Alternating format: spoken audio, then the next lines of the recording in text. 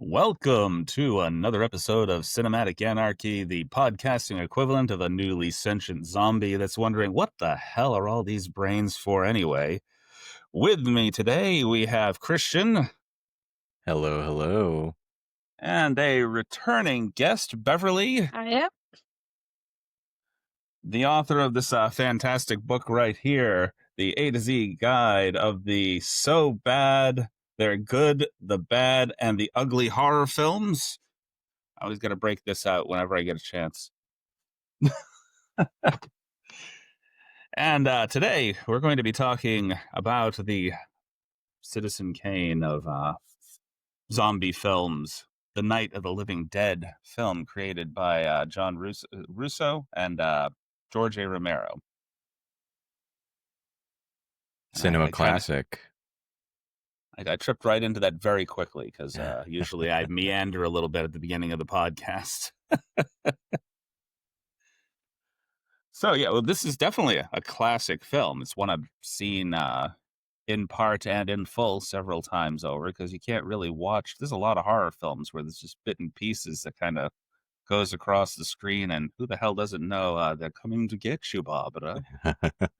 Yeah, one of my favorite lines. And, like you said, Chris, we'll probably get into the reasons why later, but a lot of cheaper productions that want a horror movie on in the background, it's probably Night of the Living Dead. Yeah, not for the best reasons either. I know there's a lot of story behind how that happened, and we'll get into that at length.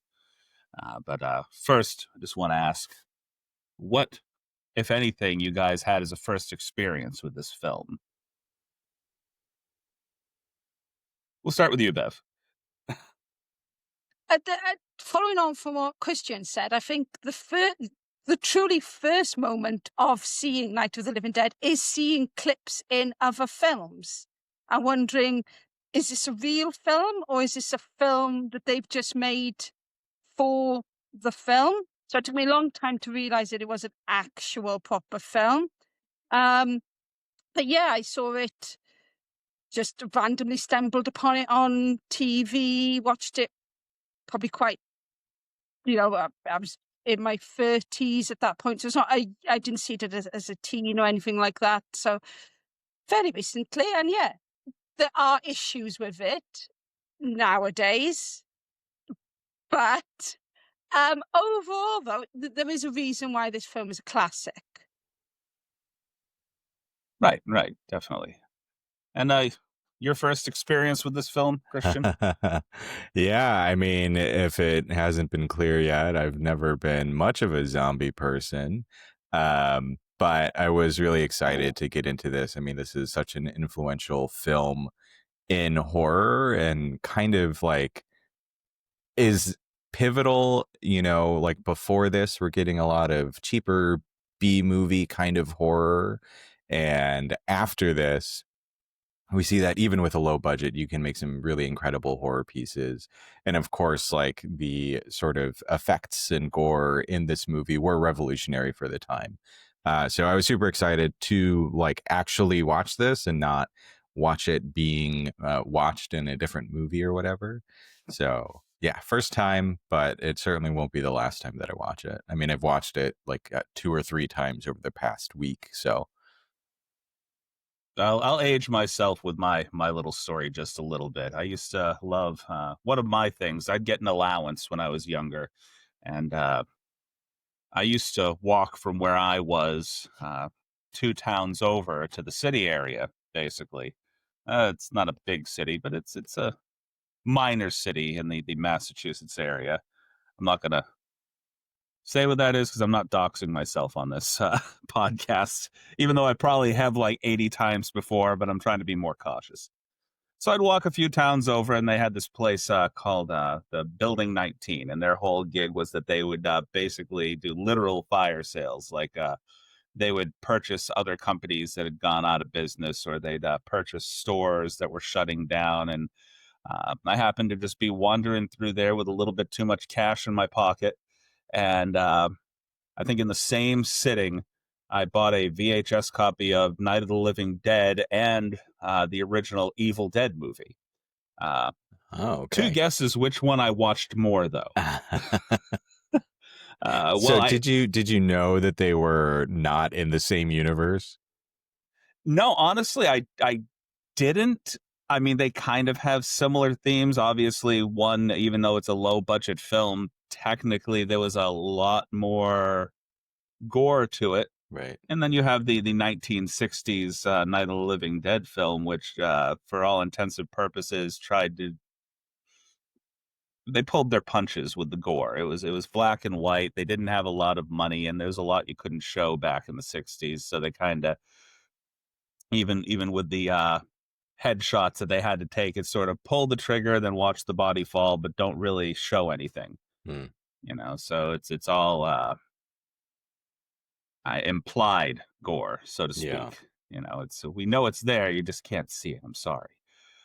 Uh, which is also why probably there's a couple of deaths in that movie that probably came off as very shocking for the time. Right. But yeah, so I used to love going to like Tower Records and Suncoast Videos and all those stores back when they still existed, and physical media was still a thing that you loved having in your home, and everything wasn't relegated to that little square that you have in your hands at all times now. Uh, Actually, rectangle, because a square would probably be awkward. But yeah, that was my first experience, is just coming home that evening with two VHS cassettes and then watching. I was still kind of getting into horror back then. So like I was good with the Night of the Living Dead thing. I'm like, okay, that was fun. And then I put Hmm. on Evil uh Dead. the Evil Dead, and I was like, oh, and that one stuck in my head a lot longer, I'll tell you that. But we're not talking about that yet. We're talking about Night of the Living Dead. Yes. So, uh, Night of the Living Dead, for a little synopsis, which I thought the description from Waxwork Records page for the soundtrack was really great. So, written, filmed, and released in 1968 by a ragtag group of Pittsburgh based misfits, Night of the Living Dead is an American independent horror film that follows the story of 7 people trapped in a rural farmhouse that is besieged by a large and growing group of living dead ghouls. The film is regarded as a cult classic by critics, film scholars, and fans, and has garnered critical acclaim. This film kind of actually started a lot of tropes, including the idea of not calling the zombies zombies. Well, Everything but zombie. yeah, right. So Romero always referred to them as ghouls. That's how they're referred to in the film as well, because they weren't necessarily thinking of it as a zombie movie. In fact, a lot of this was inspired by, and I'm forgetting the author's name, Richard Matheson. Yeah. Yes, Um, yes. I Am Legend. Yeah. So, Romero wanted to take some inspiration from that. I Am Legend, right, is about the sort of end state of an apocalypse where everyone is this vampiric, scary creature coming to get our lone survivor. uh, Romero with Night of the Living Dead wanted to take it sort of from the beginning. What does it look like when this kind of outbreak is first starting, when we still have some people and some of these ghouls around?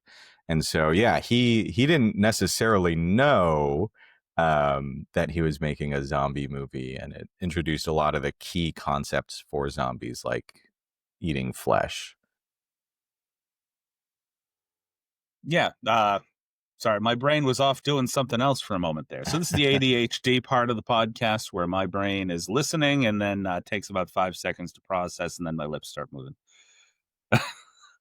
So this was a extremely low budget film for what it ended up grossing overall. Uh, Back in 1968 money, this is made for about $114,000, which adjusted for inflation would be probably just shy of a million, like about 900. I think they said 900,000 around Mm. there. And the film ended up grossing worldwide a little a little over $30 million at the time. So it made back like hundreds and hundreds of times its original budget. And uh, sad, poor George Romero saw very, very little of that. Very little. Due to some misconceptions he had regarding the distribution rights contract that he signed, which ended up, I think, I'm stepping on a point I think you wanted to make, Christian. Well, yeah, I'm happy to talk a bit about that. So originally, the film was going to be called the Flesh Eaters, Night of the Flesh Eaters, and there was a different film that already had that name, and so right before distribution, they changed the title cards, and the distribution company they partnered with, the Walter Reed organization, neglected to include any sort of copyright symbol. And back then, you had to have the copyright symbol as soon as your works were public. Otherwise, it was just in the public domain. And so, because of that error, upon release, this movie was in the public domain. Um, and so that's why we see it in so many of the, lower budget horror films, why we see a ton of different remakes. There was like a colorized version of the film that came out, a whole bunch of releases on VHS and Betamax, all because of that one little symbol missing when the film released. So I'm not mistaken, they went on and corrected, but it wasn't until Yeah. what? Yeah, is it 2016 or something like that I they think it finally was, got him his copyright? yeah. I mean, I thought it was maybe even a little earlier, like before we get the rest of the Dead series, but I don't quite remember. I think it was around the time that, if I'm not mistaken, the remake came out. Yeah. The Dawn of the Dead. My apologies, not the remake of Night of the Living Dead, but the remake of Dawn of the Dead. Hmm. That I think Snyder had actually helped him get the copyright set for the original film, which is too little, too late, really. But I guess it helps.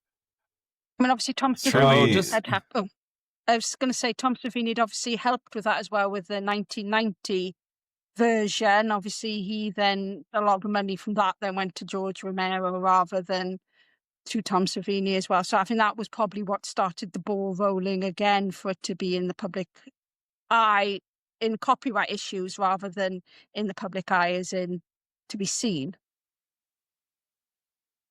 Yeah. I think there was actually a whole legal battle. Like, this was the precedent. They used Night of the Living Dead as sort of a precedent to make sure that other people didn't get kind of screwed over in the distribution process. Yeah, absolutely. It did play like a pivotal role in getting those copyright laws changed so that if you're not missing that one statement, your piece is suddenly, able to be monetized and used by whoever. So, moving into the actual film itself, because we could talk about all the technical stuff surrounding the film and how George Romero kind of got screwed out a significant amount of money. I mean, imagine how how much more he could have put into the rest of this original trilogy had he actually had access to the money that the first one made.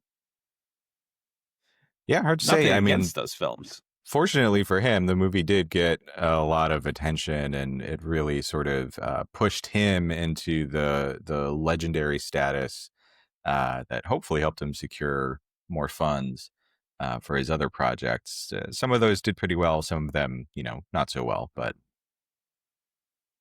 He's one of those writers, directors, producers that I would put him right up there with Lloyd Kaufman from Troma, that knows how to do a lot with very little. And this was his jumping point, and he learned very quickly to secure your film. Make sure that you know everything you're doing when you put that out there in the public eye, because otherwise you're going to be missing out on a lot of money on the back end. And this, I think, was probably one of his highest grossing films, if I'm not mistaken, if you adjust it for inflation. Yeah, and I'm sure, especially considering like the profits made off of it, it's got to be way up there. So our film, it opens on Johnny and Barbara driving out into the country to somberly lay a wreath or a cross on their father's grave at the behest of their mother, who was several hundred miles in the other direction. This is a complaint that Johnny had, like, okay, well, mom gets to stay home, and we have to drive 3 hours out into the country to lay this down. And she used to do this with us in the past, so I'm not sure if his complaint is that she stayed home or she's too old to follow with them at this point. But they've been doing this for a while. Dad passed away a while ago, Yeah. and this movie probably came off as a little bit more comedic in this beginning than probably intended. Yeah, Uh, but certainly quickly turns as we get introduced to our first ghoul that comes shambling toward our brother and sister, Barbara and Johnny. yeah, I had, like I said, I had a lot of problems with the film and how certain things happened. And I know I have to put it in the context of a very low budget film with virtual unknowns at the time, done on yeah, like a shoestring budget, and he's just starting out. It basically, this is the beginning of his career, or his popular career anyway. Uh, so my complaints with the zombies, which didn't really exist out of I don't know what you call the type of zombies that they used to have, like in like White Zombie and stuff like that. Yeah, so those zombies come out of like Haitian folklore, and like in specific about that, like what the zombie was, um, more originally was like a revived corpse by a sorcerer or a bokor who used those zombies for enslavement, right, to do labor. That was like the original idea of what the zombie was. And of course, that evolved over time, largely in part to Romero. Um, but like we said before, right, originally this was a ghoul film and not a zombie film. But, Actually, originally well, this was yes. I believe a space alien film, if I'm not mistaken. Like I think John Yes. Russo was writing something about space aliens that he got together with George Romero and they kind of mashed up both of their ideas and it turned into this. This is why you Hmm. have a lot of the news reports talking about, radiation from space causing the Yes. reanimation of the zombies. And do you know why this didn't end an alien film? Oh, I would love some more information because no, I don't. Budget. What Well, else, okay. right? So they didn't have the money really to make like this grand spaceship, and they felt that they had to do something more realistic with the money that Oh, they had, something a little more pulled back. George Romero, take some clues from Ed Wood's book, Plan 9 from Outer Space. I mean, you can make a nice space alien movie and not really have to worry too much about it. Hey, we have some good friends over at Hazard Valley Films that made an entire spaceship on a very, very low budget. But I mean, that's 2020 to 2025. That's not 1968. So, okay, I get it. But it just takes a little innovation. Just be crafty. Look around. What could I just slap together and shoot at a weird angle and say, hey, that's Right. a spaceship?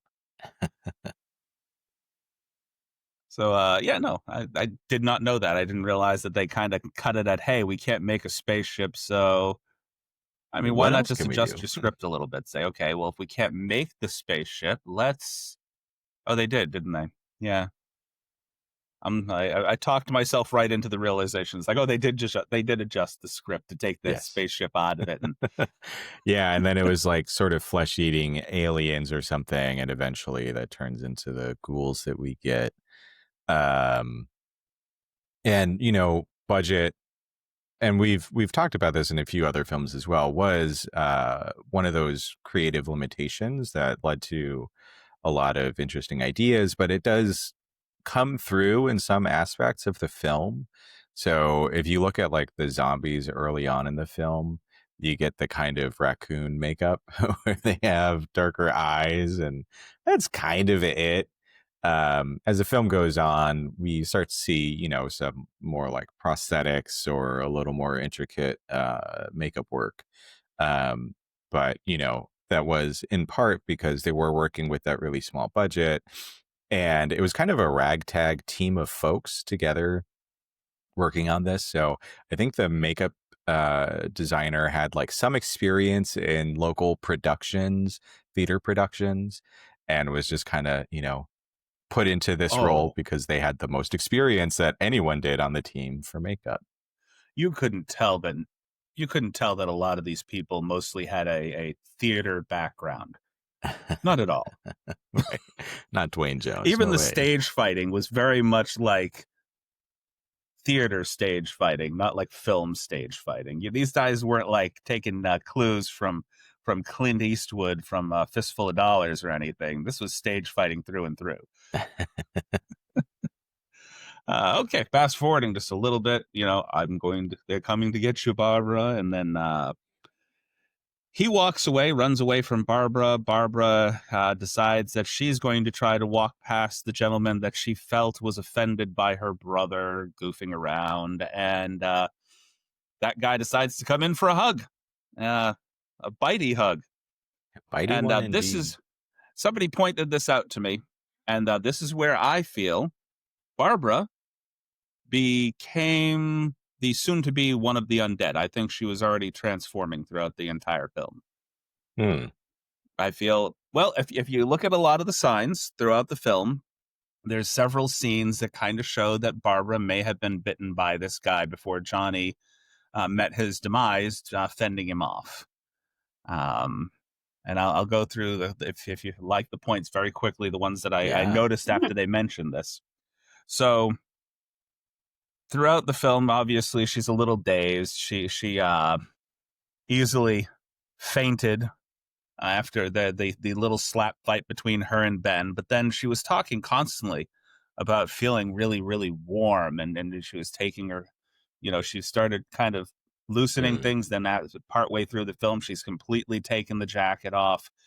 The point that really struck me though was when Helen lights a match to light her cigarette, and immediately Hmm. you see Barbara just kind of recoil a little bit and is just staring at the flame, which is something that they established throughout the film that basically zombie no like fire. So they took a little bit out of Frankenstein's book there. Right. Just, Right. uh, but I feel like she got bit, and she just obviously went off into the sea of zombies at the end. But I feel like she would have been a zombie at some point, infected like Karen in the basement. Right. Right. Mm. Yeah, which we see with Karen, that it can be a kind of slower process. Okay. I can believe it. It also helps So with Barbara as a character as well, because obviously one of the problems that I tend to have is all of those female characters are so weak. There's no substance to any of them. And the fact that it's a common complaint, isn't it? That Barbara is just comatose throughout the film, not helping herself at all. If it's the fact that she's slowly becoming zombified, though, that then does kind of validate some of that. But if she's not, then she is one of the most annoying characters in the film. oh yeah, she's completely helpless, disoriented the entire time, having a mental breakdown. Yeah, yeah, she was not very useful at all to anybody. Uh, but to be fair, she was pretty decently rewritten. Uh, that's not what Barbara was originally supposed to be. She was sort of supposed to be the final girl of this film. Hmm. Uh, but when Dwayne Jones was brought on board to be Ben, they rewrote him. Mm. So his character, I guess, was originally supposed to be like a rough and tumble kind of trucker type. Yep. And Dwayne Jones did not want to play Ben that way. Uh, And so they rewrote the Ben character, sort of making him the lead of the film and pushing Barbara to sort of this secondary, useless, just broken mode.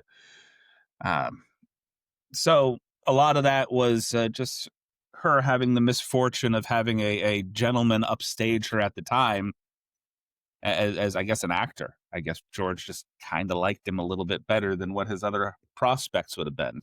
Mhm. Yeah, Uh, and interestingly, Judith, I don't know if it's OD or O'Day, um, but the actress for Barbara and Dwayne Jones were really the only people that actually auditioned for roles in the film. Everyone else was kind of friend of the production team, or members of the production team itself. Johnny was Russell Streiner. Um, Cooper was Carl Hardman. So a lot of the producers actually wind up in the film, whether they're credited as an actor or not, kind of varied. But yeah, these are the only two that auditioned. Dwayne Jones, very, erudite and brought a lot into the role. A lot of the rewrites and like dialogue choices that like Ben states were written by Dwayne Jones. And so there was a lot of like rewriting, piecing things together, kind of like, okay, just say some stuff here that happened. So Judith O'Day said, during an interview that I don't know if there was an actual working script. We would go over what basically had to be done, then just did it the way we felt it should be done. I believe there was one other person that auditioned, if I'm not mistaken. The young lady that played Judy technically was like I don't know if it was like a secretary, but worked for Carl Hardman, and she Mm-hmm. auditioned for the role of Barbara. And he's like, you know what? We actually think Judith. We think you'd do better as Judy. Yeah. And they pushed her towards that role. So she kind of had a bit role in the film. There was not a lot to her. Yeah. Uh, and just to kind of expand on your point, Bev, there is one strong female character in this film to a point, and that's Miss Cooper. Mm. Because she pushes back against the bigotry and the idiot ideas that her husband has quite a few times in this film. And that's actually the other thing, is that she probably landed one of the better lines in the film where she was saying, I know that we basically can't live with each other, but there's no point in us dying together too. Yeah. That doesn't help anybody. I'm definitely misquoting that. I'm trying to look it up as we speak. But the sentiment is there. Yeah. Oh, we may not enjoy living together, but dying together isn't going to solve anything.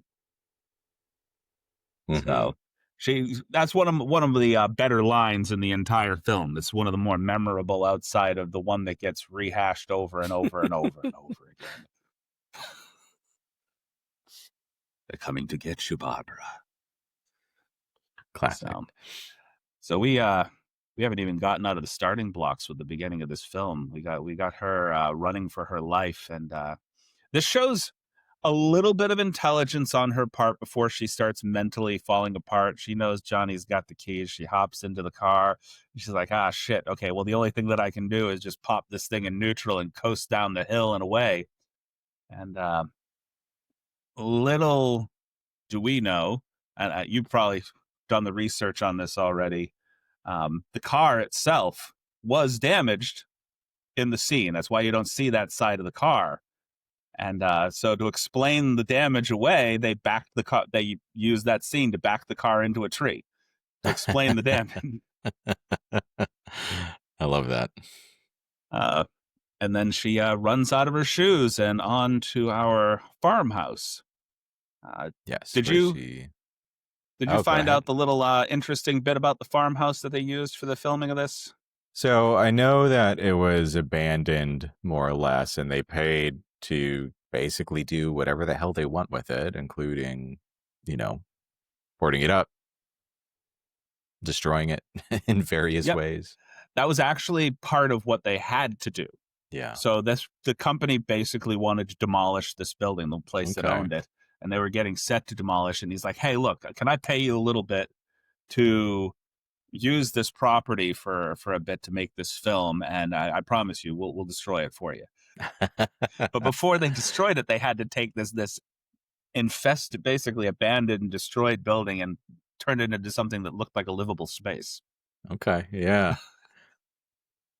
I love that. So So yeah, hey, it was like, hey, you know what? We're going to be making a zombie film. We're going to be boarding up a lot, and then we're going to be burning up a lot. So let's just we'll wreck the place for you. How do you feel about Right. that? Well, and when you're working with a small budget, you kind of have to wheel and deal. Um, they had a variety of producers. Some of them, or at least one of them, owned a butcher shop, and so that's where a lot of the meat and such comes from. Because they had that connection. So a lot of the cast and crew throughout the film, they had double roles Yeah. because limited budget, you can't hire a bunch of actors. So as we get to the house, and she basically locks herself in the house away from the initial zombie. I wrote him down as patient zero. Hmm. Uh, She gets in the house, finds the knife, and just wandering around. And this is where we first see the person that plays Karen. She is the corpse at the top of the stairs that freaks Barbara out. I almost called her Judy. This is not Judy. Two fairly similar looking blondes in the film, and Right. I had to step back a couple times. Like, what is Barbara doing? Oh no, that's Judy. Okay, Right. now I Doesn't get help that the actress for Barbara is Judith. Judith, right? So, but I think they're both Judith, if I'm not mistaken. That I could be believe true. Yeah. the first name for both actresses is Judith O'Day, and then Judith. I guess that was a very popular name at the time. Yeah, Judith Ridley Okay. was the Yeah. name of the character that played Judy. So it's I guess the casting call was we need a couple of Judy. Judiths to come Yeah. down here, and non-Judiths need not apply, I guess. Which doesn't explain Karen, or not Karen. That's not her actual name, but that doesn't. Oh well, hold on. Kyra is the name of Karen Cooper's actress, and then Karen is somewhere else here. I'm not even going to bother looking for that. Mhm. That's the child is Kyra, and then Marilyn Eastman was Helen Cooper. Right. Who was Okay, don't let Harry me get on these Cooper's. ADHD tangents. My brain just wanders. Well, we're talking It about does. connections. Yeah. Helen Cooper, Harry Cooper, and Kyra Cooper. They were actually Hardman's family, Carl Hardman's family. So that was his wife and his child, I believe. I don't know if it was the child from the same marriage or not, but yeah, they were a family unit of their own. Well, I mean, it makes sense. They kind of worked as a family, and she seemed pissed off at him like a husband I got to work with every goddamn day. Jeez. Every day. Yeah, and that was true outside of the filming of this. Actually, she worked at Hardman and Associates as well, so business partners and life partners and film partners. So shortly after Barbara ascends the stairs, sees the corpse, almost throws up, then runs out of the building. First of all, kudos to her for running around an abandoned house with no shoes on. Because I know I would get a splinter in a second. Like, Yeah, those well, floorboards had to have been dangerous. And she attempts to run out of the house and immediately runs face first into Ben. Which now she's contemplating, okay, zombies, abandoned house with corpse, or Ben. You can see this mentally like rolling through her mind, like, okay, which one is more dangerous right now? Do I? So she goes back inside. Ben follows her, and then he tries to go upstairs, sees the corpse as well, and is immediately disgusted. So everybody's looking at the kid that is Karen and almost throwing up already. yeah, kid is not all right. No. Ben, right, played by uh, Dwayne Jones. Some more casting info, right?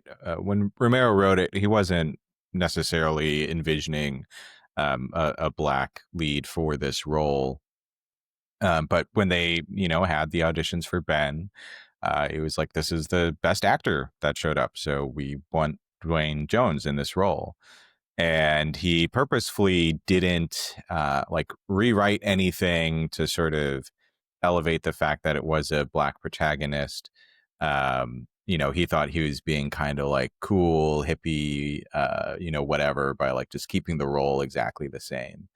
Um, and there are, which I'm sure we'll get into talking at some point, a lot of like parallels to the civil rights movement and a lot of like analysis around race relations coming out of this movie, despite Romero really pushing the fact that like he wasn't trying to make any kind of film that was commenting on that.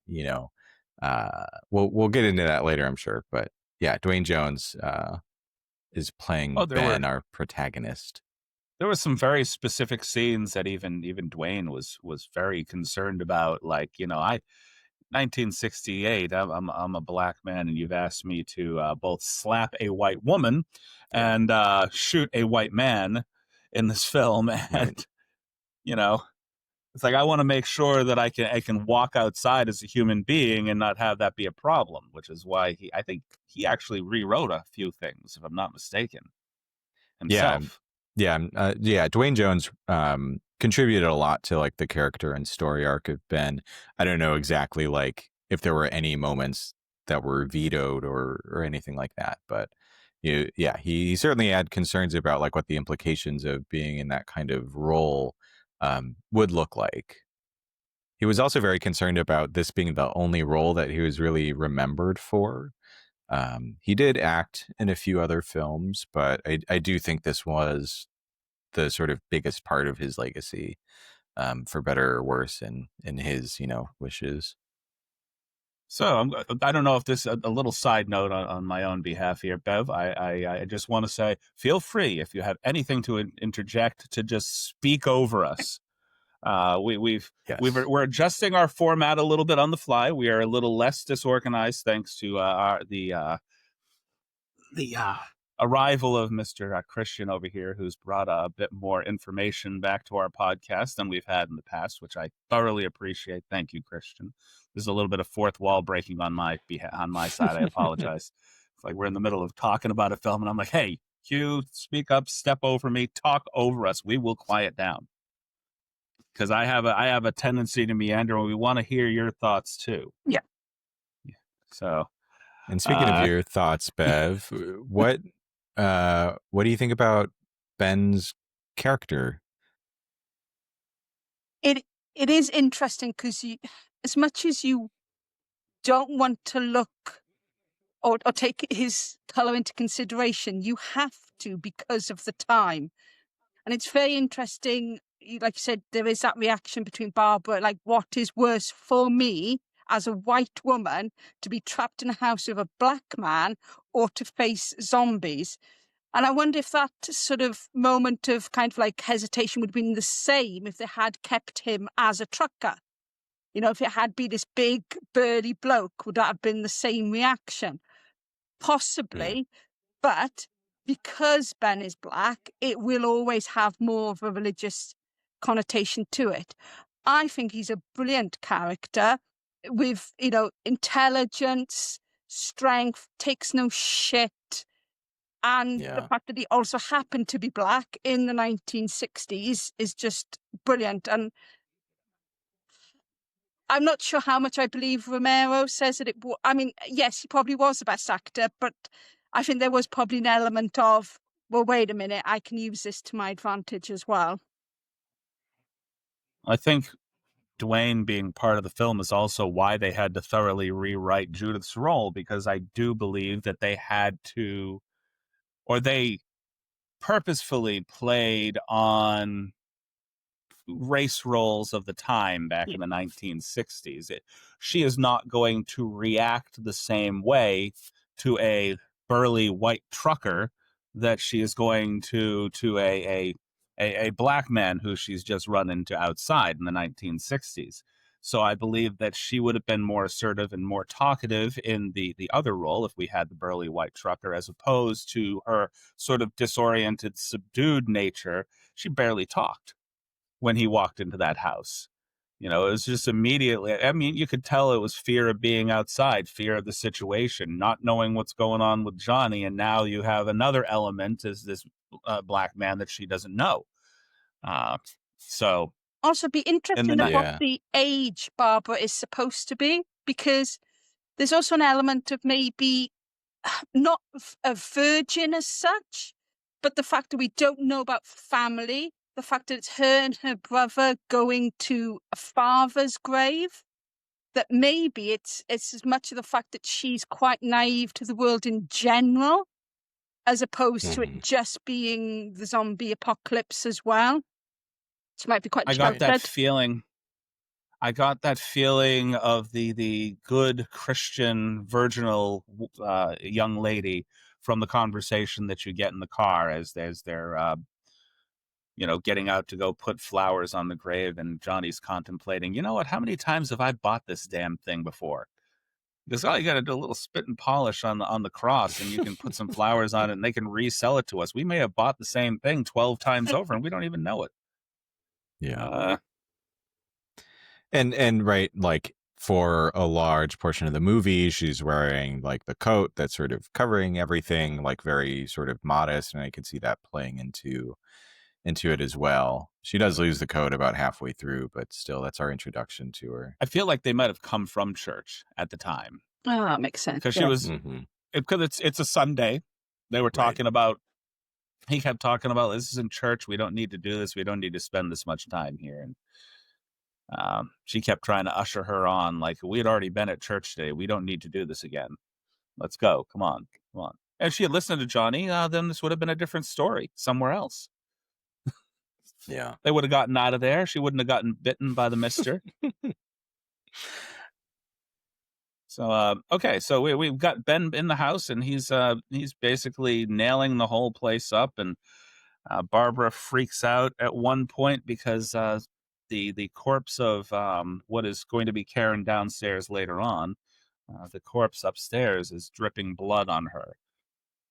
Got blood all over her hand for some reason, which freaked her out. I don't know where she wiped that off, because you don't see a blood stain on anything afterwards. Inside the jacket. Do you know what they used for blood? I believe chocolate syrup, if I'm not mistaken. Yeah, because it had the right Bosco chocolate consistency for. Oh, Hershey's didn't even get that money. It's Bosco. Yep, Bosco.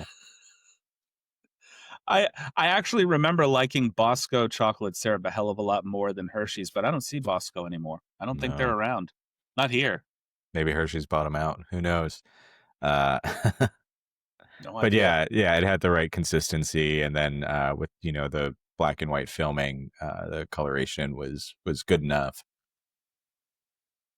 There was a couple of things that preceded this. Like he realized that the lights, that's why he left them on when he came into the building, when he left the truck outside with the lights on to try to keep the zombies away. This is why shortly after he basically beats a corpse to death and then drags it outside and sets it on fire, which, by the way, if they were trying to destroy the building, setting several things on fire on the front porch was probably one of the good ways to go to do that. Yes. I'm surprised they didn't have an ensuing inferno shortly thereafter. But this is also where, like, one of the things that you don't see in a lot of zombie movies now, zombies wielding weapons. Mm-hmm. So in Romero's zombie films, you could tell that was more of an influence of John Russo. Because John Russo's films, his zombies are a bit more intelligent. They do use weapons. They do pick things up. They do use winches to tear doors off, blah, blah, blah, which we will talk about in a later episode. But that is not George Romero's way. George Romero does the slow zombies. He does the slow plotting, just horde that just overtakes everything. Because one slow zombie, you can do a shimmy pass with no problem. You can get away from a slow zombie, but a horde of slow zombies, doesn't matter how fast you are, they're going to get you, Barbara. So that's George Romero's thing. So you see a lot of elements of both writers in this film, and when you watch further zombie films that they were both involved in, you can see where their ideas diverged and became two completely different sets of zombies. Yeah. And we do in Romero's Dead trilogy see some of that like tool use, especially in Day of the Dead. But that was kind of the exception for our zombies and not like the rule. Yeah, well, yeah, George Romero's rule was a little different, I guess. Uh, I mean, I guess he might have taken a few influences for Bub. I guess you're correct. Day of the Yeah. Dead, because Bub was definitely a more intelligent zombie, but that is because one person, regardless of how absolutely and utterly psychotic the guy was, took the time to try to understand whether or not there was still some Yeah. brain function that allowed you to teach them and sort of restrain them a little bit. Little did they know they were being taught and restrained by also still feeding them the guts of human beings. So the drawback to teaching the zombie is you need to give them the treats that they're used to, which not brains. No, not in George Romero's case. The brains thing I think came from Russo more than Yep. anything else. Yep. That's actually a lot of people made that mistake too, that they thought George Romero was the guy that made the brains the thing, and no, it's Russo's films, the Return of the Living Dead series. Yeah, these ghouls are all about the flesh. They'll just eat anything. Yeah. But Was this wasn't the film? No, I think this was. No, I'm mixing several zombie films. I can see why you don't watch a lot of zombie films, Christian, because like all the ideas and the tropes kind of mix together, and you're trying to sort out different zombie things in your head. And I started thinking like, well, was this the one that had the calf brains in it? No, that was Return of the Living Dead too. that was Return. Yeah. I watched that too close to recording this, so I mean, and so we basically get this whole interaction between the two of them where she's just sitting on the couch completely and utterly just devoid, like her brain is out in left field somewhere, and he's telling her this harrowing story of how he got his truck. You want to know how I got my truck? uh, and this is probably one of the better like monologues in the film, where he basically tells he's like, well, I got the truck at this local diner, but then this gas truck, this guy was driving by with a gas truck, and there was like 15 of these things like right behind him, which now calls into question a little bit of the speed of the zombies, Right. because you had zombies hanging off the back of the truck. So was it slow? Was he driving slow enough and just didn't realize? Like, I'm just going to slowly pull into the diner, and then, oh, look, 15 of these guys hanging off my ass end. And drove into the diner, drove through the gas pumps, and next thing we know, trucker flambe. And he Right. looked back for help, and he wasn't getting help from the diner because it was just 60 zombies just surrounding the thing. So, and then she decides to tell her story in a moment which I will call one of the few, or I should say many, shut up Barbara moments in the entire film. And she's just kind of disjointedly telling her side of the original zombie meeting, which half of her story does not match up with what we saw, like at all. Like, I was going to go to him to apologize. No, you weren't going to. You were trying to walk right past him. You were looking at your feet when he was approaching. There was no apology coming from you at all. You're like, look, I just need to get away from this guy. I don't know what's going on. He's coming at me. He might be insulted. Yeah, and that there can be some interesting things there. So first of all, I do like the monologue. It does go to show just kind of like how dazed and out of it Barbara is. That could be one speaking to, right, this slow zombification process, and she's not really remembering things right. But it also could be like some of the like rewriting of, like, in her mind, right, to present still as like the sort of submissive female, and trying to present herself as like good mannered, and all of that. So I could see it going either way. It was mostly improvised by Judith O'Dea, and yeah, I thought it like really spoke well to her mental state. Yeah, I mean, like sometimes victims of certain trauma will misremember interactions, even moments later. Yeah. If you ask them to recount a tale of like trauma that happened directly to them, they misremember all this stuff that was going on around them. Like, well, I was doing this, this, and this, and they're like, well, that doesn't match up with what we saw. Oh, no, I swear that was what happened. Yeah. So, Yes, I think it's. I was going to say there's a Go very ahead. going back to that about trauma and that there is a very infamous case where the sniper shooter in the clock tower, when they interviewed people a week later, the people that were actually shot at put themselves further away, and the people that were on the brink put themselves nearer. Oh. So it's usually people who suffer the trauma put themselves at a distance, but people who want to be part of the trauma put themselves nearer. Yeah, I mean, that definitely, I think, probably played into this a little bit. And I think it's entirely possible that some of this was a product of not having the script fully rewritten. It's possible that her original character might have actually been that person or had done those things, but they rewrote it. And it's like, actually, this plays kind of well with the trauma that she might have received in that particular moment. So we'll see. Yeah, and the other important part too is that it can be an artifact of the improvisation or like the changes that happen day of filming. You might lose some of those like overarching elements because of the small changes that come up, or like those little inconsistencies. Right. Oh, well, I thought we lost you for a moment there, Barbara. Bev, I called you Barbara. Oh, wow. I thought we might have lost you, Barbara. You had lost me for a moment, and I've come back as a brain dead zombie. Yeah. Ooh, yeah. Well, I think we're talking Barbara a little bit too much, and the name's stuck in my head. Your name Yeah. is right there in front of me, and I'm like, hey, Barbara. No.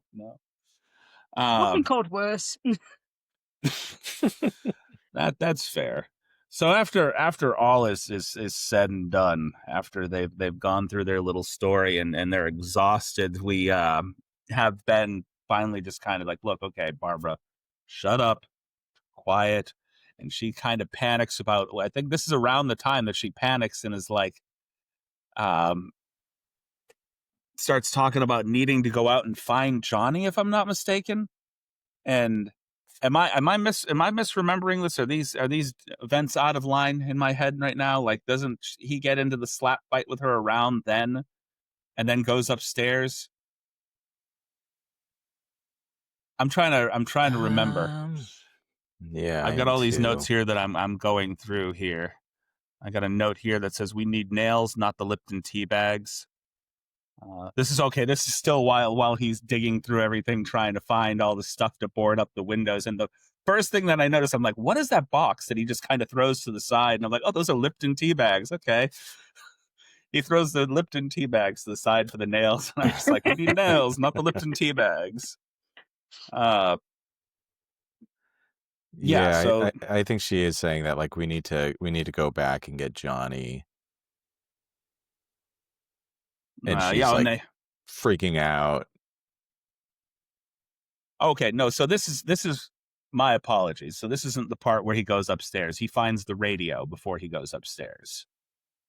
So he Yeah. basically gets into this whole thing with her, and they said he hauls off and punches her but it was an open hand Yeah. as Yeah. far as I could see. Yeah. So it was like she slapped him, he slapped her back, and she just kind of I don't know what you would call what she did. She didn't pass out. She just sort of slowly fainted from the shock of being slapped, it looked like. Yeah. Crumpled. And she definitely crumpled. Uh, her weakened state from being bitten and subsequently just slowly turning into a zombie, I think. I believe. That's why I questioned it. Barbara passes out from being slapped? What? Uh, but that's when he goes and finds the radio, and this is the first broadcast that we hear about the army of assassins committing mass acts of murder, a sudden epidemic of murder. The Mhm. dramatic way that they presented the news back then. And I was like, that can't be the way that they were doing news back then. I actually looked up some old newsreels. I'm like, no, they were this dramatic. Yep. Like the people that we have now just phone it in like, oh, this is my day job. Read the teleprompter. This is not an acting session. But back then they were full on like presenting theater. Yeah. But could it be We because don't we have now Walter live Cronkite anymore. could it be that we now live in a world for 24 news where they are doing it hours and hours and hours, Oh, where in those days it was literally a half an hour at probably certain times of the day, so they had to get that feeling across quite quickly. putting that level of commitment into the daily news would be exhausting Yeah. very quickly. Yeah. Yeah. There's still a lot of embellishment and things that happen with news today, but yeah, it's In between my notes for find a working radio, sudden epidemic of murder, I have let's set fire to an armchair. That should scare them. This is where he starts pushing furniture out the front of the door to set fire to things to keep them away, and this is why I get increasingly nervous. Like I kept feeling like they were going to set fire to the house somehow with one of these things because they're not pushing them much farther. I feel like the corpse was actually they set fire to it on the porch, and then the next scene you see it like on the grass, and the grass right. is tall enough that why didn't the grass catch fire several times over already? Must have just rained. I have no idea. And then Ben finally comes in, collapses, and has a smoke, then goes to search the house, finds some shoes for Barbara. This is where Barbara finally, has that moment where she can avoid all other splinters throughout the house, so she doesn't have to walk around barefoot anymore. And at the same time, he finds the rifle, which will play into a lot of events later on in the film. A lot of really, really stupid events. So, I mean, this is a ragtag bumbling group of, if you just put a little bit of like Benny Hill music or like something behind a lot of this stuff, it would have played fairly well. Some Dawn of the Dead music, maybe. Oh, the mall music. Yeah. Right. I have a gripe with that. Sorry. I mean, I have a gripe with it, but if you were in the malls back in the 80s, I went to the malls back in the 80s and even the early 90s, and the music playing over the loudspeakers, it was very lively music. They wanted you to enjoy your time there. So if you threw a zombie horde into a mall back in the 80s and the 70s, the 60s, I can imagine if you're playing the same piped in music, it would come off like you had in Dawn of the Dead, just off-putting. Like, why the hell is this even like this? Who plays this music while zombies are attacking? Oh yeah, the people that thought this was just going to be a fun mall for people to visit. Yeah. And meanwhile, while they're basically Ben is setting up, he's putting shoes on her. The news reports going on in the background. Murder victims may show signs of being partially devoured by their victims. Killers are eating the flesh of the people they murder. So at this point, they think that these hundreds and thousands of deaths are being caused by a league of assassins, like it's some conspiracy theory, like somebody got Manchurian Candidate. snap a finger, somebody spoke a word, and hundreds of thousands of people came out of the woodwork to just start killing at random and eating people. So I don't think Manchurian Candidate was the word that I was looking for, but Yeah, sure, Yeah. it works, right? there's a word. Sleeper agents. Yeah. Sleeper agents, maybe more appropriate. And at that point, Ben goes upstairs. And then a few moments later, after he drags the corpse away, you hear Barbara screaming downstairs because the Coopers have finally emerged from their little hidey hole. Yep. And that Or puts us Harry at Cooper what, and about Tom. 30 minutes into the movie or so, 40 minutes. Yeah, we're most of the way. A lot of the action happens in the last few closing minutes of the film. Like the last 20 Yeah. minutes of the film is where most of the real shit hits the fan. So this is Mr. Cooper and what is Harry and Tom. Yep. So we have Tom and Harry. Dick is nowhere in sight. And they come out of the basement and cannot get their story straight as to why they stayed down there while all the hammering was going on and the noise was going on upstairs. Like, whoa, we didn't know. We heard all this hammering and we heard the radio and we didn't know that you people were upstairs. We thought it was the zombies. I'm like, well, the zombies turned on the fucking radio, right? Yeah. All right, zombies are hammering. And then I thought for a minute, I'm like, well, the zombies were breaking headlights and they used bricks later on in the film. So hammering Yeah. zombies is not that far-fetched. No. We actually get one zombie I laughed at near the very end of the film who, like, all the other zombies are kind of milling about and a couple of them in the background are banging on doors. And then we just have this one zombie with a table leg just boom, Yeah. boom, boom, boom. Like testing out the weak floorboards. I'll find one, guys. Right. You know, Looking for the stud.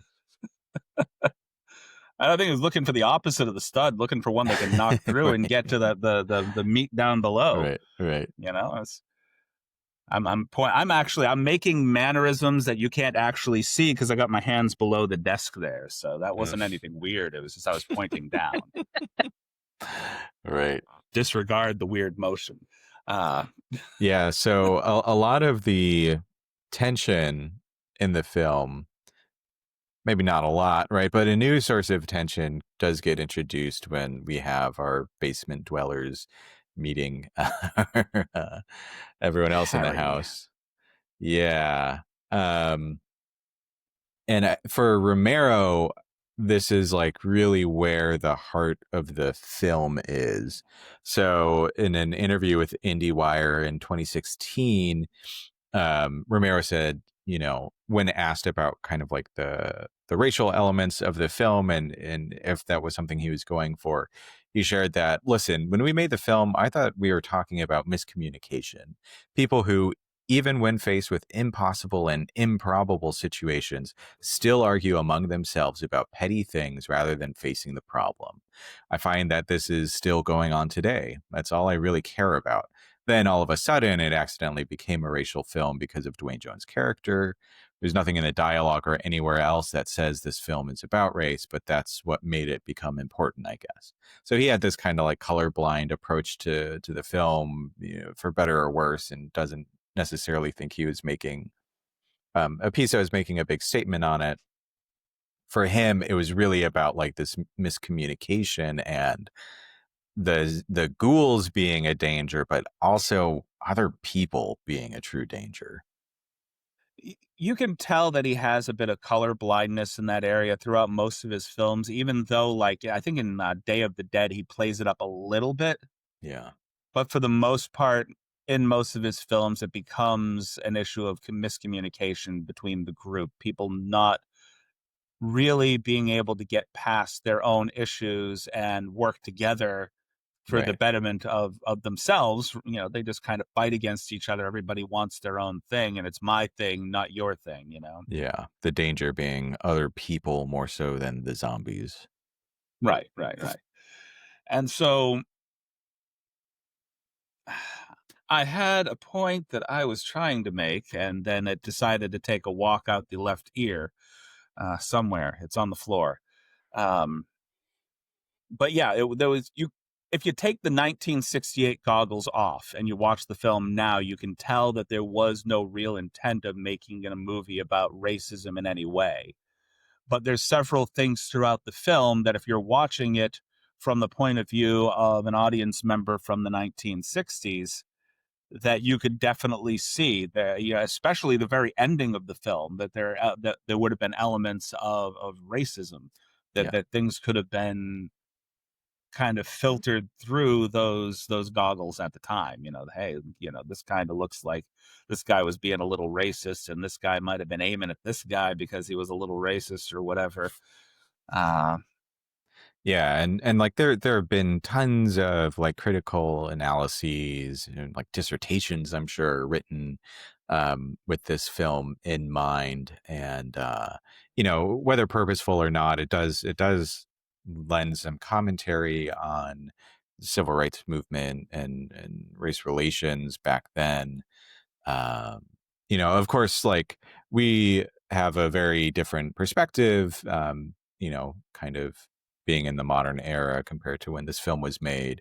And also just as being, a few white folks talking about the movie, we have our, perspective that maybe limited in some ways there. But yeah, the film, I think, did become this piece where people were able to draw out a lot about uh, race in the 1960s. And Harry definitely became the archetype for the asshole who causes all the tension Yeah. later on in the film. And I believe Barbara might have dropped out for just a quick moment. If there's anything else you'd like to touch on while I go ahead and try to reach out to her, see if we can get her to log back in. Oh, Bev, and you know what? As soon as I say back. that, she's back. Don't worry. You did say about Barbara again, by the way. I did say Barbara again, didn't I? At least I didn't call her Barbara to her face this time. I called her Barbara when she dropped off. They came and got Barbara and took her away. Just like Barbara in the film. That's the problem with saying that line too many times and talking about Barbara. She gets in your head. You got Barbara on the brain. She does, and now everybody's Barbara. Later on, I'm going to talk to my wife and I'll be, hey, Barbara. And she'll be like, who the fuck's Barbara? Why are you calling me by her name? It's just somebody in a movie. She got in my head. Don't worry about it, hon. Right. But yeah, Harry becomes the archetype for the tension building asshole that goes throughout a lot of zombie films, including many of both John and George's later films. Yeah, they have that one guy that always provides the most tension in the entire film. Anyway, moving. And they're usually stupid people who think that they're more intelligent than what they are, and to prove that, they overcompensate with their stupidity in form of intelligence. Yeah. Right. I mean, I think even his wife pointed that out to him when he went down into the basement. It's always got to be your way, doesn't it? Everybody's got to have it, have it your way. It doesn't matter what anybody else says. He doesn't like that. He doesn't like that she calls him out on that. And he's like, what do you mean by that? No, never mind. She backs down pretty easy when he confronts her about things. But for the most part, she is willing to kind of pipe up and say, no, Harry, you're an idiot. Yeah. Which, strangely enough, as much as people protested and said, we're not going into that basement, there's no escape from that basement, where they all end up. Yeah. Or the survivors anyway. Right. End up in the basement. So I'm not sure if Bev has dropped out again. The video, I've got to let her know when she comes back that the video, we capture her native video and audio. So while it might look a little grainy and choppy on our end, when everything's cleared up, we'll be able to see her just fine. Yeah. So these are notes for the video portion of the podcast. So if you ever want to go jump over to YouTube, if you're listening to us on Spotify, you can see Beverly jump in and out of the podcast. Jump So scare, even. jumps. Well, we'll We never see. We'll know see. when she gets Um, back. So we'll move into basically the initial interaction between Mr. Cooper and Ben. If you'd like to talk that up a little bit, I'm going to go ahead and just contact her real quick, see if we can get her to come back on and stick with us a little bit. Yeah. Yeah. So, immediately when we have all of the characters come together, they're already arguing about what it is that they should be doing, right? Should we all go into the basement? Should we stay up here? Where should the radio go? Um, and again, right, that's where we get this archetype for the like very stubborn my way or the highway kind of Romero character, that's trying to force their way onto others, rather than coming to like some kind of democratic option for what they want to do. And so it's, him trying to like strong arm people. And eventually they decide, okay, you know what? Uh, Harry and the others, we're going to stay in the basement. Um, and then we have our other characters with Barbara and Ben staying upstairs. So, yeah.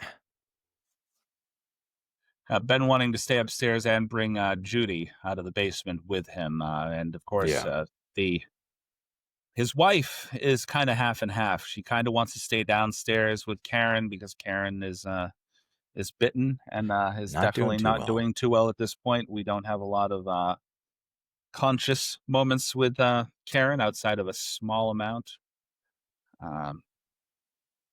And Judy, her name's Judith. Judy is more than willing to kind of come upstairs and listen to her boyfriend. So a lot of the girls, I can understand what Bev was saying. A lot of the women are not the strongest role models. Right. And you remove the one person that was kind of supposed to be the final girl in the film and turned her into a passive kind of disoriented woman. Right. And so it does look like, my apologies, we are having technical difficulties with Bev. So we can, I'm going to just let her know to hop back in whenever she needs to, and we can kind of catch her up a little bit as to where we are if she's able to log back in. Yeah. And so basically at this point we are, I think at this point we find a television, if I'm not mistaken. So Tom and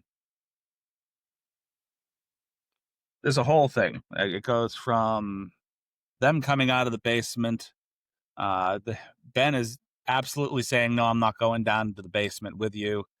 And there's a couple of zombies that try to break through one of the windows as they pass by, and then Tom subsequently starts hacking the fingers off of the zombie, just cutting. We have one getting his fingers cut off, and then Ben just kind of trying to shoot the other one with I think he just shoots him 3 times before the corpse finally lays down, and I don't think any of them were in the head, if I'm not mistaken. Right. Uh, Yeah. They eventually start to learn that you have to go to the head to take him out. okay. Welcome back, Bev. Hello. I feel like we're having some slight technical difficulties here. Yeah, I know that I know that the app that we're using, it actually catches your native audio and video. I'm not sure if there's some like maybe some Wi-Fi issues that are happening here. I do apologize. Um, we have gotten to the point where we're at a window right now with Tom, and Tom is hacking the fingers off of a zombie that's trying to get into the house, and of course Ben is trying to shoot a zombie 3 times. So 3rd time's the charm with the shooting of the zombies, but I don't know if this one is fully dead. The corpse had the wind knocked out of it, I think, at best, because you're supposed to shoot them in the head. Yep. And shortly after this, so Harry goes back down to the basement with his wife. So we have Helen, Harry, and Karen in the basement, and they find a TV upstairs. And this is when we start seeing the television broadcasts. And this is also when I also had a pretty big problem with the movie. Again, it's 1968. So, I mean, there's only so many problems you can have with anything that they're doing. But this is all supposed to be happening in the moment, if I'm not mistaken. You know, we're getting reports of this, we're getting reports of that. And every time they show a live video of something being reported on, it's the day. It's daytime. So we're talking to politicians, it's the daytime. You see the sheriff, it's the daytime. People are shooting things, it's the daytime. And I'm sitting here like, no, this is like 3 o'clock in the morning. What are you guys doing? There's no light outside. So apparently all these corpses are coming from your end of the pond, Bev, because it's broad daylight. Yeah. Because that would make sense. 3 o'clock in the morning, it's like 8 o'clock time for you guys. So Yeah. I mean, we'd actually have some daylight. Yeah. I mean, I guess it is one of those things that slipped by. I mean, there was only so much they could do in the day and with the time that they had in that house, I suppose. So, Right. So yeah, this is where we have our television that's basically stating that the dead are coming back to life and devouring the living, and that you need to burn the corpses and set them on fire. And it's like, Right. hey, Ben's like, I'm way ahead of you. I already set a few on fire. And part of the house too. So, and this is where everything starts to pick up speed a little bit. So this is the part of the movie where events start to tumble together, and we get what the Night of the Living Dead is really about: the chaos and everything of just a group of people inundated by zombies, all having their own ideas of what should happen, and none of them being able to fully connect, which causes the demise of several other people. Judy didn't need to die that way, but yeah, she kind of threw herself out there. We're getting on that, though. So basically, they've concocted a plan. We need to get the truck, we need to get it gassed up, and we need to get the hell out of here. And that plan involves Tom and Ben getting to the pump with the keys, and Harry throwing Molotov cocktails from the second-story window to basically make the zombies disperse so they can do that. So more fire. I wonder how they destroyed this house in the long run. Any guesses? My first guess would be pointing a shotgun at a gas pump for any reason. Quite a decision. And yeah, so here, right at that point in the movie, Harry's tossing the Molotov cocktails willy-nilly and gets one pretty close to the truck. Certainly nothing bad can happen there. No, not at all. We end up with this moment that I absolutely enjoyed. So Tom and Judy, just before this whole thing went down, had a deep conversation with each other. And Tom leaves the house, and Judy shortly thereafter decides, I'm coming with you. Runs out of the house and then hears Harry lock the door behind her, and immediately turns around like, shit, I made a mistake. Fuck, I'm committed to it now. Let's go. Yeah. And none of them wanted Judy either, but Ben's just like, all right, if you're gonna come with us, just get in the truck. Come on. Right. Because Ben's not going to leave anybody out to dry. He doesn't like the fact that she came along. But first rule of zombie apocalypse: if you get in the car, don't shut your jacket in the door. Don't do it. So as you were saying, Harry is throwing Molotov cocktails out the window, causing chaos. As he does. Yes, he does. Oh, I was letting you lead us the rest of the way there, sir. Oh. I'm happy to, Bev, if you want to lead us through. Or anybody can lead us the way. I'm happy to shut up for a minute. Shut up, Chris. Uh, Me, not you. Right, right. Yeah, our escape route goes up in flames, and that happens sort of as Tom and Judy are driving off. Tom accidentally gets some gasoline on the truck in the nearby Molotov cocktail, which starts our trail of flames. Tom thinks he can outdrive fire. Turns out that's a little more difficult when the truck itself is on fire. I think his Um, initial thought process was to get the flaming truck away from the gas yeah, pump so there wasn't a major explosion. right. And he didn't think, hey, hun, do you have enough intelligence to know we're going to have to hop out of this car in a minute? Uh, as far as I know, there wasn't anything on her side of the truck obstructing her from opening the door and getting out.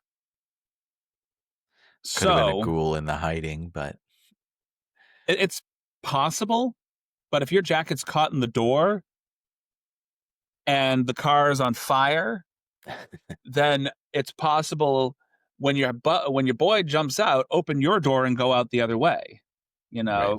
Zombies be damned. The truck's on fire. They're not going to get anywhere near it because fire. And, uh, so that I just think that was extreme stupidity on Judith's part, which led to the death of both of them. Um, And the that's loss of the truck. oh okay. Well, I was I was more concerned about the death of the people. I didn't even think about the truck. Two dum-dums died, and the truck went up in flames too. Yeah, so that's their escape route. That's gone.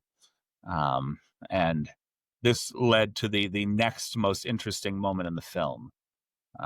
After we have our good boy Ben battling his way back through the zombies with a torch in hand, just kind of shooing them away, and a lot of them look more than willing to bite him in spite of the torch being there. Like that, if you point the torch at them, I guess it's pointing it at them like a gun that makes them shoo away. And the ones to the left are like, oh, the fire's pointed that way. We can bite this side, Now's my chance. And I do like that moments later that the zombies all treated poor old Judy and Tom like barbecue. Just hopping on that truck in spite of the fire that's still in the bed of the truck. They're just like, oh, barbecue, and all those fresh bits wasted that apparently didn't burn up. Just slightly warmed, crispy outside. I don't know. What was that? Yeah, I mean, one of the things that, we think about are like, what are the rules? And I guess, they don't like fire, but if they'll deal with a little fire if it means mealtime. Yeah, I guess in this movie, at least. A lot of this led to like different films where zombies are only go out at night.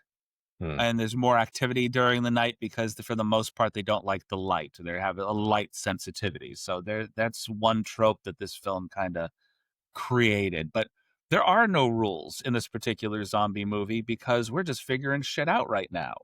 Right. It's like, what are the rules of the zombie film? I don't know. We're the one making the rules. So right. Well, and this was sort of retroactively given the title of a zombie movie. Right. Because, to Romero, these are ghouls. This was like originally, I think the film was the Night of Anubis. Flesh Eaters. Well, yeah. So there was Night of the Flesh Eaters. Was pretty close to like the actual release, but Night of Anubis was another one that was like kind of in the running. I think it was like I think it was the second. I think the Flesh Eaters was just before the release. And I think the second name for them, I can't remember the original working name for the film while they were writing it, but the second name for the film was Night of Anubis, but they were worried that American audiences wouldn't quite understand that reference. It was called like right. Mm-hmm. it was called like Monster. I don't think it was Monster Movie, but it was something very generic, like the Monsters or something strange like that. Monster Flick. Monster Flick. Yeah. Which sounds like something that the Wayans brothers would make. Right. Like, scary movie, monster flick, Monster It's, flick. um, mind you, Wayans brothers, I don't think they existed out as maybe one of them being an idea back in the Right. 1980s. We should have a kid. Oh, which one? Keenan Ivory. Yeah, okay. But Yeah, so post truck explosion, right? Ben comes back, and we get another power struggle between him and Harry. because Harry's already locked the door, you can hear the zombies outside, and he's making this conscious decision not to let Ben in. And Right. you can tell a lot of that is because he knows if he lets Ben in, that he is going to he knows that Ben rules the roost when he's in the house. He doesn't have Right. any power, and he's like, well, if I leave Ben outside, then I don't have to worry about losing my power again, because people will listen to me. Right. And And that's again, this is another moment where you can get into some like interpretations of how it might be representative of race in the civil rights movement, right? Locking people out, letting them fend for themselves while you kind of can keep control of the resources. right. And Ben isn't having any of that shit. He just kicks the No. door down. Like he's going in to raid the apartment or whatever. Just Right. boots the door right in. He has the big torch and the rifle in hand as he, kicks the door in. And Harry, like at first, kind of like hides from him. He's like kind of cowering behind the windowsill before he does eventually run up to help him secure the door, because he's like, well, shit, all right, you're in. Let's try to keep the zombies out, I guess. Yeah, that was all self-preservation on his part. Yeah. Like he's like, okay, well, if I don't help you nail that up, then we're all dead. So, and then shortly thereafter, Ben decides, you know what, you're a real asshole. It's time that I punch you too. And yeah, Yeah. Ben's Socks kind of him a couple aggressive in this times. film, but usually for a good reason. Yeah. Right. He's a very like logical, calculated character, and he understands, right? Like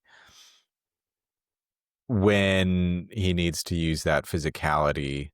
I mean, of course, in this moment, I think too, he's just like pissed off at him. Like they were trying to make a team effort work, and Harry was kind of the downfall of all of that, and in part, Right. perhaps because of his like selfishness or self-preservation. Yeah, what do you get out of Let's this be scene, honest. Bev? I want to say the selfishness and self-preservation were one and the same with him. I don't think there's a lot of Yeah. separation. Yeah. How did you see the both scene? the men want self-preservation. It's just that Ben Right. wants self-preservation and to help others. Well, obviously, Yeah. Harry's just in it for himself. And I think it's even beyond his wife and his child. As long as he survives, that's all that matters to him. If then his wife and daughter survive, well, that's an added bonus. Right.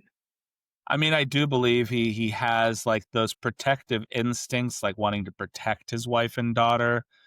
But I think honestly, like if there were a situation where it was him or his wife and his daughter, he would definitely flee and protect himself above all else.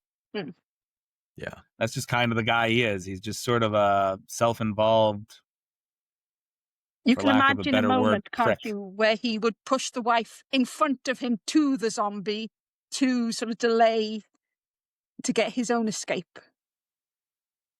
Right. Which also makes his last living moment kind of interesting. Sweet. Which happens in a few moments. Mm-hmm. So this chaos just pretty much descends on the house after this. It's absolute. We have this moment where they're all upstairs and they've all decided, you know what? It's almost 3:00. Isn't there supposed to be a report coming out at 3:00? And I found it interesting that there was no conversation whatsoever about Tom and Judy. None. It's just like there was nobody's saying you're to blame. Nobody's saying what happened. Everybody is just like, you know what? Let's focus on the 3:00 report. They're dead now, and we don't want to talk about them. So I just thought it was an interesting choice, deciding not to have a conversation about them afterwards. Uh, and then, of course, the impending report has a more complete idea of what these zombies are about. And I had it written down somewhere, but my brain is not.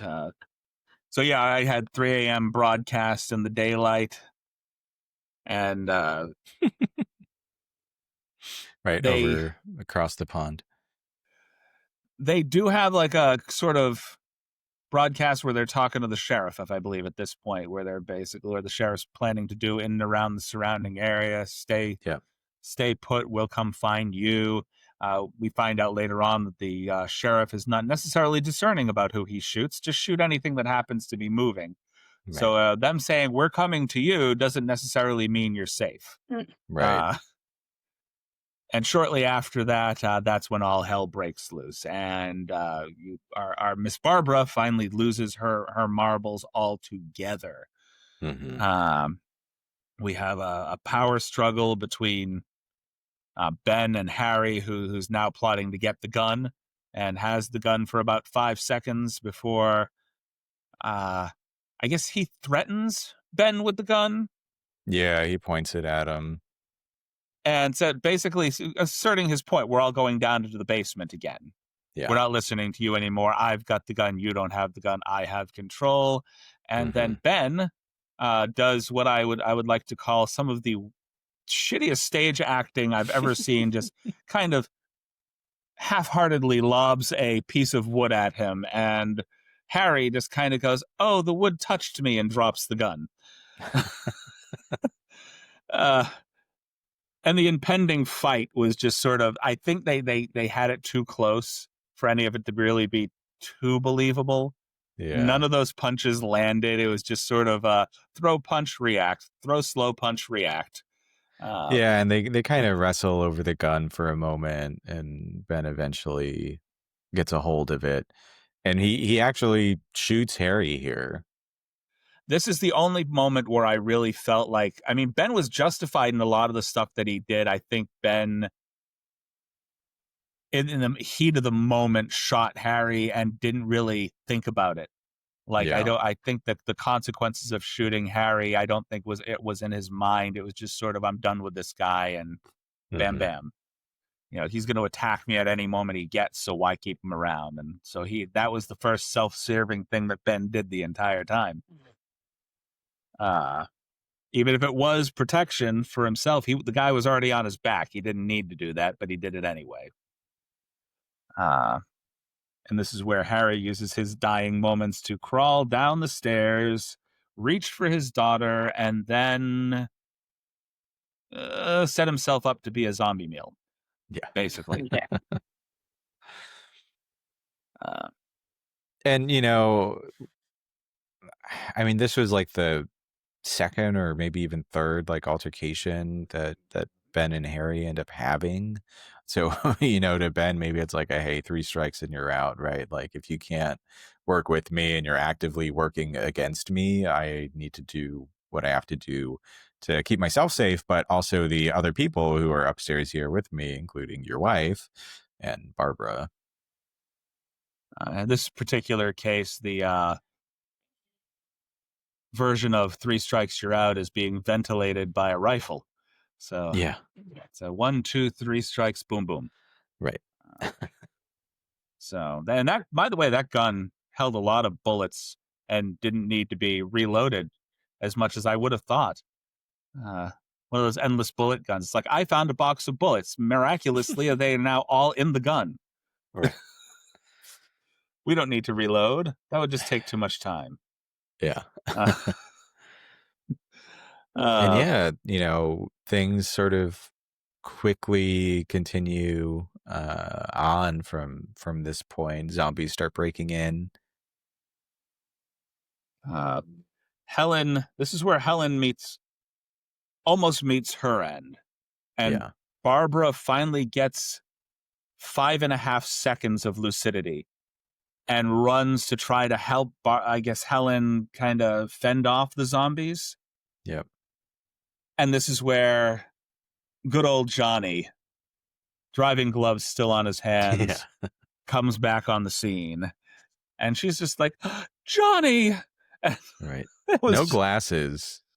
well, the glasses got knocked off when he got Yeah. bludgeoned by patient zero. Yeah. Those were gone a long time ago. I don't think the zombie is going to think, hey, you know what? I can't really see the food I'm Right. trying to eat. Maybe I should go back for those. Yeah. You know, I've got the keys. Maybe I could even drive back and find them. No, the zombies will pick up things. If anything, you would pick up the glasses and just start smacking the outside of the house Right. with it, I think.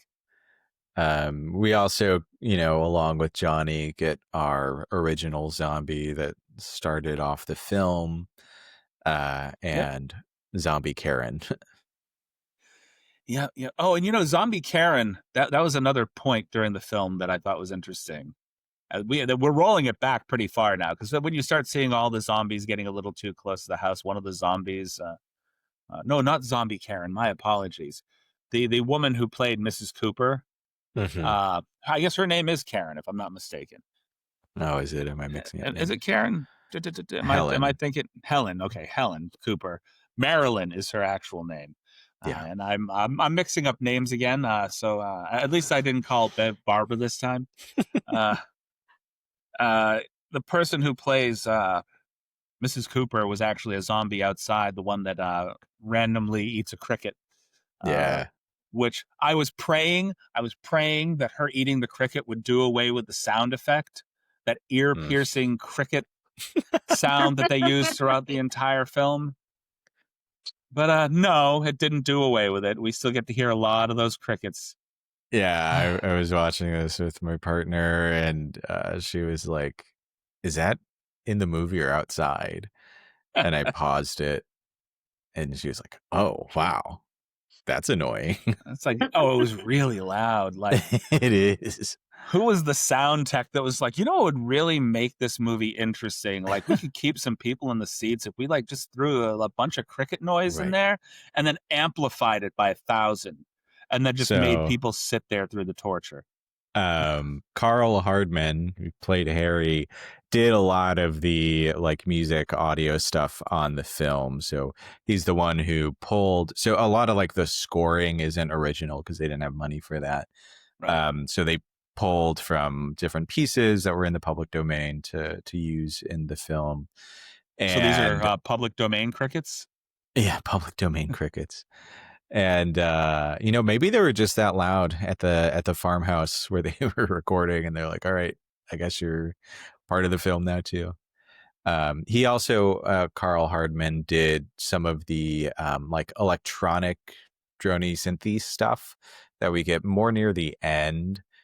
He made that. So yeah, if you have a problem with the crickets, take it up with Hardman. Bev, I want you to tell me how you feel about what is potentially the most disturbing scene in the film that comes up.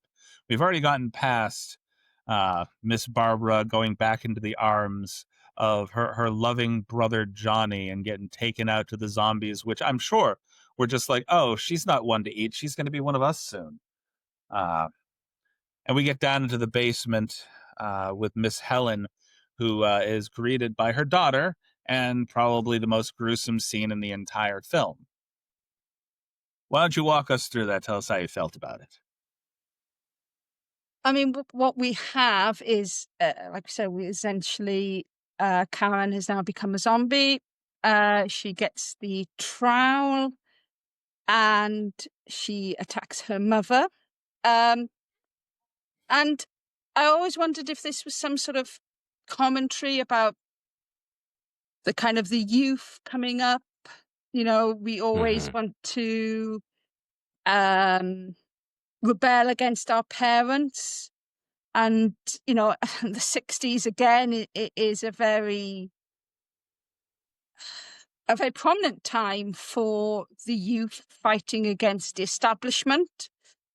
What might have made that scene more powerful if it had been her against Harry as opposed to her against Helen, so her against her dad rather than against her mum, showing a more kind of rebellions against the patriarchy.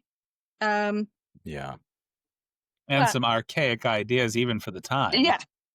But there is still that sort of myth, isn't there, that, you know, a mother's love is the most important thing that you can have. But if you don't go, you know, if you don't have that, to rebel against it is still seen as something quite demonic. Mm-hmm. And And the like idea of new generation versus the old, that's something that like Romero wanted to push through with the film in the 100 scariest movie moments, like Bravo miniseries documentary, which is fantastic. Romero does say, like, you know, he wants to promote this idea of like the new generation devouring the old, in a symbolic and also very practical sense here with Karen and Helen. So, yeah, I think you're spot on with that.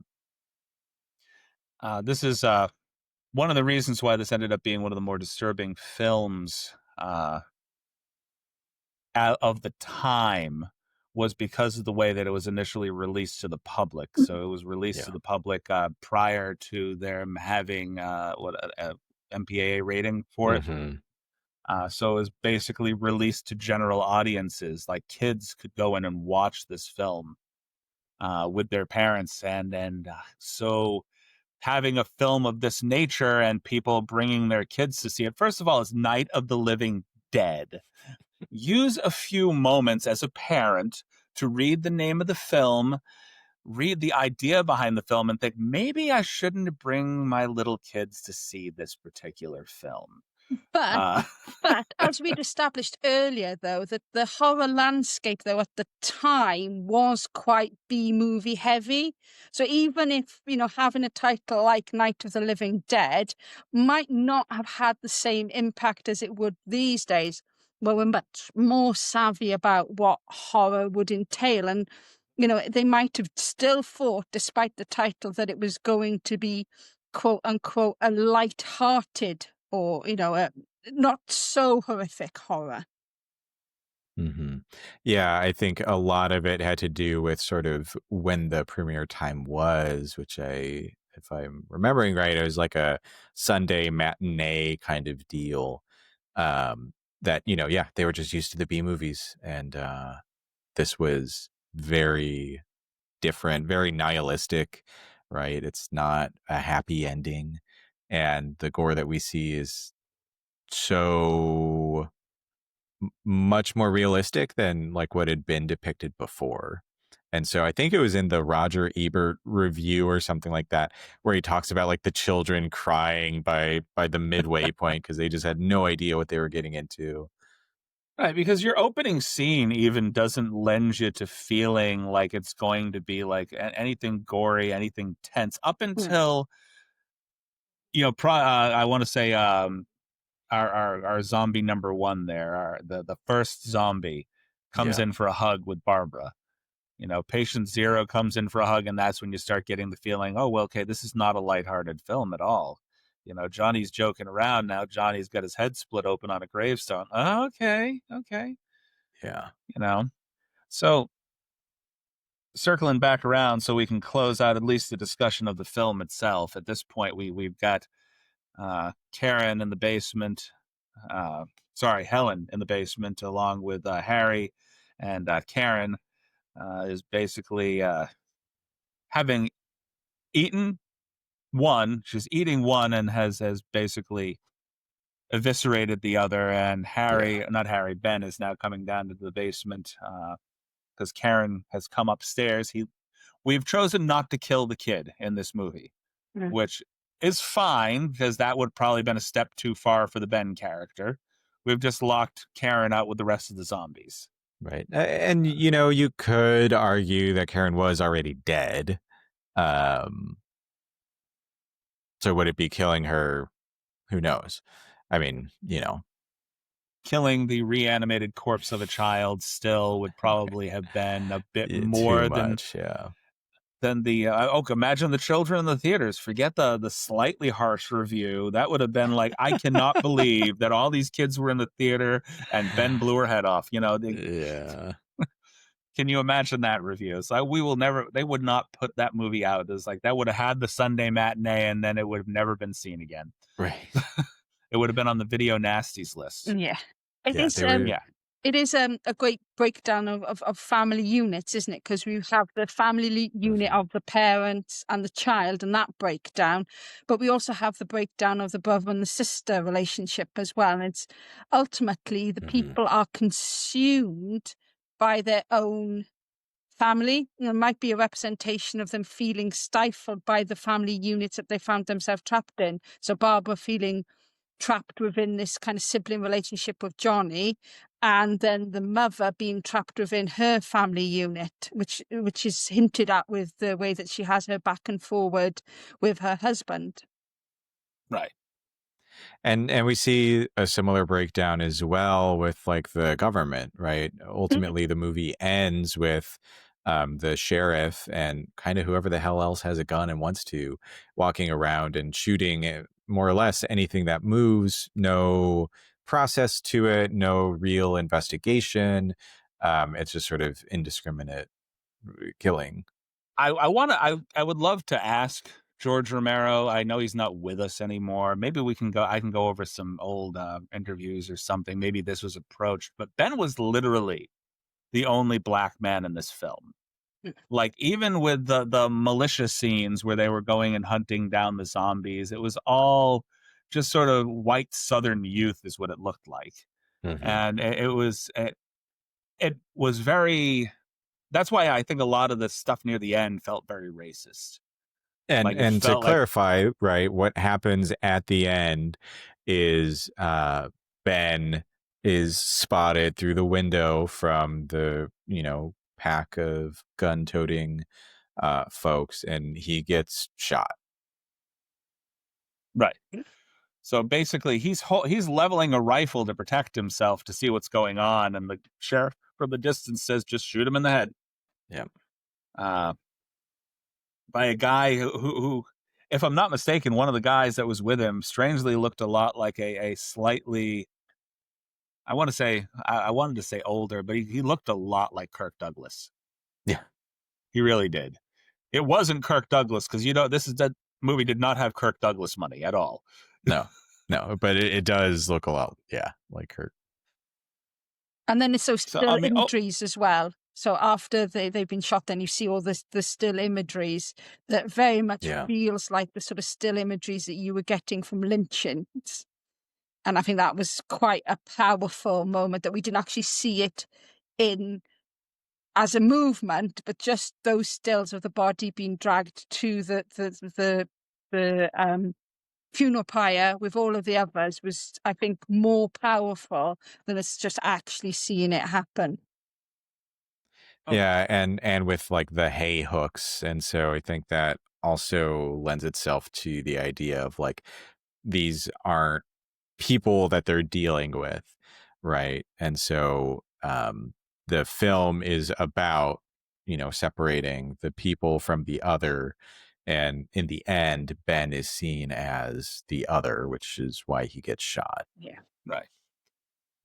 Uh, and I feel like we're not even touching on like the disconnect that you would have to shoot a zombie which looks like a person, because these zombies were not exactly the rotting corpses that you see in later films. Right. We slowly get to that rotting corpse level in a lot of ways, and I think, like, I honestly, much as I love George Romero, Russo did it better when it came to a lot of the special effects that they used.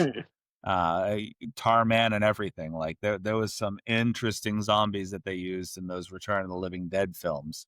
But Yeah. in this film, it being like the starting point for a lot of what you would call modern zombie films, there wasn't a lot of makeup or anything to differentiate yourself from, or the zombies from, actual Hmm. human beings. Yeah, and the makeup does evolve over the course of the film, just as they got more money and as they got more experience. Because this was sort of a piecemeal production of, okay, we can shoot up to this. We're out of money now. Okay, Romero, go show what we have to investors and get us some more money so we can keep going. Um, and so we do eventually start to like get more prosthetics and stuff. But yeah, it's certainly not rotting corpse kind of look that we get Right. even in like Day of the Dead. So we've reached the ending of our film. I believe Miss Bev has dropped out again for just a moment. We seem to be having a lot of technical difficulties on that end. I do apologize, Bev.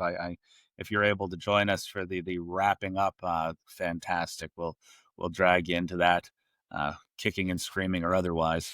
Uh, but if not, just I'll just say this real quick before we get in there. You can find Miss Beverly Price's book on Amazon. It is again the A to Z of the so bad they're good, the bad, and the ugly horror films. And I remember the name of the book, but it's a bit of a mouthful, so I have to look at it to make sure I'm actually reading it correctly because I had stumbled on the words a few times trying to explain it to people personally, and it's like I wish I had just brought the book with me. Uh, so I'll get that out of the way, and I may even say something about it again if she hops back on here. I'm hoping she'll Yeah. join us again. Um, I believe maybe the Wi-Fi on her end is not treating her the best at all. So, seeing as we've discussed the film from beginning to end, which is something I don't do all that often, but I felt it was necessary to do with this particular film. Yeah. Overall, how do you feel about the film? I mean, it's a classic. It revolutionizes horror. It changes our definition of what a zombie is, for better or worse, right? I mean, it does Right. change it quite a lot from the original Haitian folklore, but this is what the uh, now default understanding of what a zombie is. Um, I think that again, working with the limitations that they had, they made some really amazing things happen. The 35 millimeter black and white film gives it this like air of realism. It kind of like goes back to like wartime footage even. And yeah, it's just a great film. Okay, we'll let you talk. We're at the point where we're just sort of wrapping up and allowing. We're kind of talking about our own feelings on the film itself. So I'm hoping you don't drop out again. We're going to let you talk about how you feel about the film overall as a movie. Yeah, I mean, as highlighted, there are some problems. The Count of Barbara being one of the bigger problems. However, I'm going to rewatch it with your zombie theory in mind and see if that changes my opinion of it. But like I said, there is a reason this film is a classic. There are moments where it dips, like I said, with the, stopping to do the listening to the report. There seems to be threads that kind of picked up and dropped, like not establishing, talking about certain deaths and stuff like that. But overall, for what is essentially the first film for a director, a low budget, almost guerrilla style film, the fact that we're still talking about it so many years later just tells you that despite its flaws, it is a powerful film and it always will be. Well, for myself, like I said, this is a film that I bought alongside of another film that I absolutely love.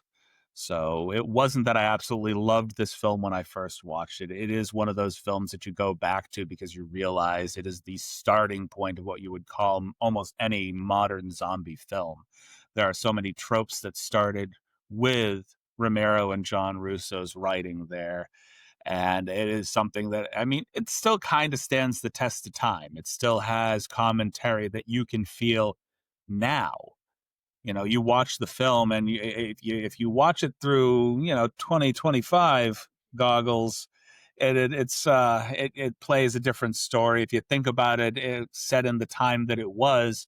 You can imagine it being a more tense film, something a little bit more intense to watch because there wasn't a lot of stuff out there like that.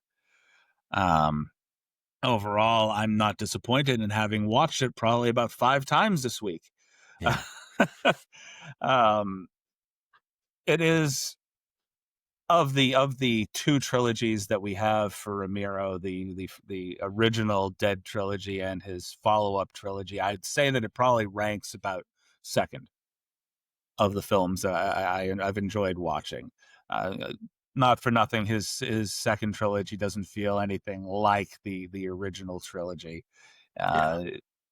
So much separates the originals and their groundbreaking work from what Romero was able to do with subsequent films. It's like, well, I got a lot more at my disposal, but it doesn't have that gritty feel. It doesn't have that kind of guerrilla built from the ground up feel that those did.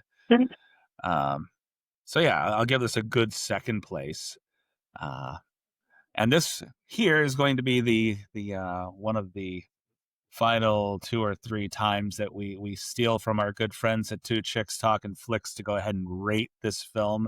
The idea is that you take a particular item or person or whatever you'd like from the film and attribute a 1 to 10 rating, 1 being the worst, 10 being the best. I almost said 10 being the worst.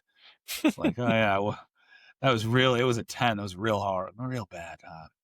And in my particular case, I'm going to give it for Night of the Living Dead. I love it.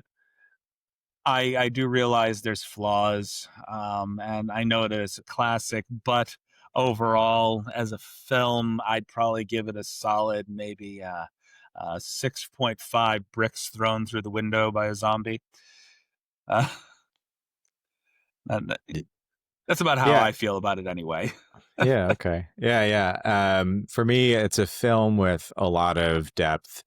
It has sparked countless discussion and analysis. And whether or not it was intended to, right, get people to think about race, that is what happened. And it was also a very pivotal movie for horror. The movie itself is, to me, just fantastic. I had no problem watching it 2 or 3 times this week, and still picking up on new things. And so for me, it's a 9 little bugs that get eaten by a ghoul on the tree out of 10. They are ghouls, not zombies. So my mistake. Sorry, George. My apologies. Yeah, I'm probably somewhere in the middle of both of you. So I think overall, I'd go for 7.5 trowel carrying killer child ghouls out of 10. Okay. But Yeah, that's I have a random fact that you may be interested. It's kind of linked. sure. Yeah. Sure. So Bill Hertzman, who played what you were calling Patient Zero, or the cemetery ghoul as he's credited, Right. did his own version of Night of the Living Dead in the 80s. In Oh, the UK, it's called Zombie Nosh, which is funny because nosh is a slang term in the UK for how can I put this politely? you don't have to be polite. No, Blowjobs. don't need to. So blowjobs. Okay. But in the States it's called flesh eater or flesh eater, which of course then is a reference to the original film. Yeah. It is basically Night of the Living Dead, but with more tits and more gore. It even has the same ending, spoilers, which isn't as powerful because the main character is not black. Yeah.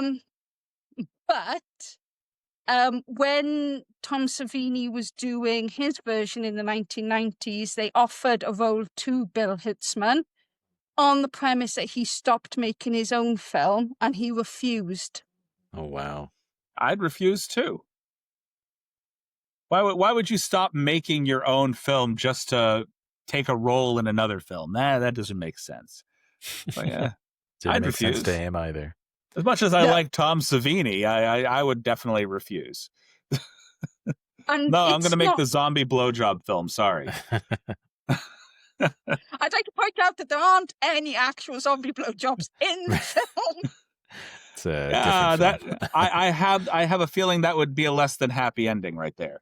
Yeah. Uh, But there is there is one naked zombie in Hmm. it who We isn't as pretty as Linnea Quigley. okay. we do have a naked ghoul in this. We have a Yes. couple. We have some, I want to say, implied nudity. You didn't really see a whole lot. She just sort of shambled past the screen a little bit. Yeah. The lighting kept most of it from being visible. So unless you're like a real freeze frame nut that wants to go, yep, oh, I can kind of see it. I know. I feel like the guy walking around in his boxer shorts with his gut hanging out was a little bit more visible than she was.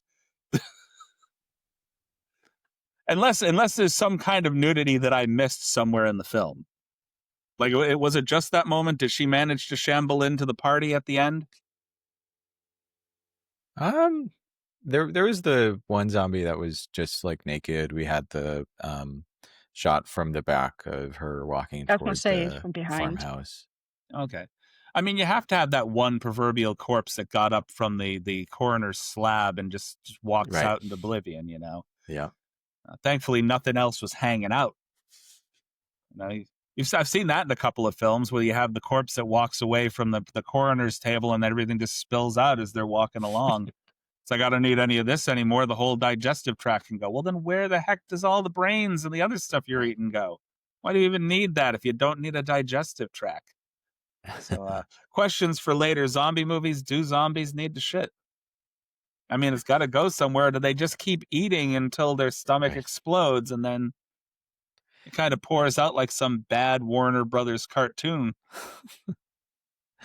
One other thought that I just want to get out there too is that even the zombie movies who are doing something different, right? Fast zombies or zombies who speak or whatever, right, is almost in opposition to the zombies that are presented here. And so while some do follow the tropes that are set up, I think others are trying to go against what was shown here. So in either case, very influential to zombie media.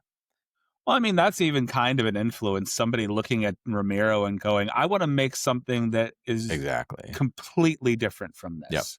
Yep. You're still Exactly. using it as an influence. It's just, yeah, I'm stepping on your point completely. Yeah, no, yeah, that's exactly what I'm saying, right? Is the defiance there is still in credit to this film. Are there any other final thoughts, tidbits, anything else that you can I know you research pretty hard sometimes. I always do. No, the last stupid thing that I love is just at the 3 a.m. broadcast, the sheriff, I think McClellan or whatever, just has this line that cracks me up. He's like, yeah, they're dead. They're all messed up. Love that. There's one thing I actually think we didn't bring up. And I'm trying to remember the gentleman's name. The broadcaster, the field reporter from the film. Chili Billy. Chili Billy. He was, I guess, sort of what Elvira was before Elvira became Elvira. He was the guy that did like the midday monster movies. He was a horror movie presenter, and he is actually the father of the woman that plays the lead character in Day of the Dead. Yeah. Yeah, so this is Bill Cardille. Yes. Yep. That's the name. Yeah, that's his name. You can tell we have been talking about this for 2 hours. We had a lot to say. Our brains are... well, yeah, my mush. brain is like getting Kinda like into. the I have a zombies 9 to like to 5 eat. job. I'm about to slip into like about an hour and a half after this, and it's kind of getting that breathing in before I gotta go. But yeah, like I guess a lot of people accused George Romero of a little bit of, and I don't want to say nepotism, but accused him of hiring her based off of her connection with Billy. And it had actually nothing to do with it. I guess he didn't realize that she was the daughter of the gentleman from the original film until after he hired her. So I did give you a little bit of plug when you dropped off the last time, Miss Bev, but would you like to give a quick shout out and then some information about your book before we head out? Yep, so it's the A to Z of the So Bad They're Good, The Bad, and the Ugly horror films, and it's available at Amazon wherever you are based. Yes, it is. I should know that's where I got mine. Yeah. And that is where I purchased a couple of copies and sent them off to other people. Yes, So, Beverly Price. Look it up. Read the book. Oh yeah, our friends over at the Strange and Beautiful Book Club podcast, who I believe may join us for the next film we'll be talking about with you, Miss Bev. Okay, cool. We will be inviting Bev back to talk about a film that she recommended to me, Muscle Bodybuilder in Hell. As soon as we're able to, because time is Yeah. a thing, and we have to figure out how to set that all up. Especially with the time zone difference as well. Oh yeah, right. Because this is like early afternoon for you, and it's like I'm just I started this while I was getting my morning ready. Yeah. So Yeah. It's nearly tea time for me. Yeah. So and I'm still working on a log off of my own, but on behalf of myself, Christian and Bev here, thank you for joining us. You can find us on YouTube, Spotify, and pretty much anywhere where you listen to podcasts, and in some case now where you watch podcasts. I don't think I've figured out how to upload this crap to Spotify yet, and I do apologize for referring to this as crap. And Love it. as our good friend Miss Honeybee is usually pretty fond of saying, drink some water, you thirsty bitches.